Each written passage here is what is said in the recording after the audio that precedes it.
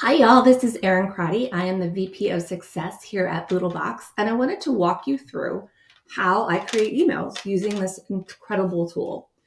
First thing I do is I find a document that has all the information they need to know about something. So it could be a prior letter, it could be a list of features, it could be just a brain dump of everything you're working on. So for me, I use our Boodlebox features. And to do that, I decided to write an email about our group chat feature for users. So I used WriteBot Newsletter, you can see him right here, to start the conversation. And he asked me questions about what I was trying to do. Who was I talking to? What's the target? What's the tone? And I was able to answer that. This is for current users. Please use the knowledge to help write. It should be friendly and engaging. And I want 2 paragraphs. So Bootlebox Newsletter gave me that information. But it was a little more than I wanted. It was a little dense. It wasn't really what I was hoping for. I wanted it to be a little more friendly. So I asked it to shorten it using Text Rewrite Bot. So let's see right here, I brought TextBot Rewrite into the conversation.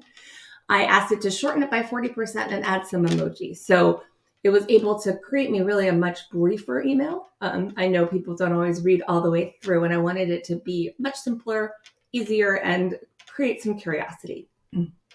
Then I asked for WriteHeadlineBot. So you can see I brought him into the conversation to give me some engaging subject lines for our future announcement. So here's the introduction. It gave me a few.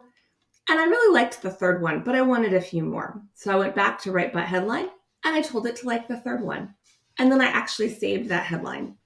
I then was able to copy my text right here using this feature, pop it in my email, copy the headline, and it wrote it for me. So I was able to share with our users really quickly what we were working on, what I hope to do. I probably shortened my time by about 30% using this feature. So I hope you find that helpful.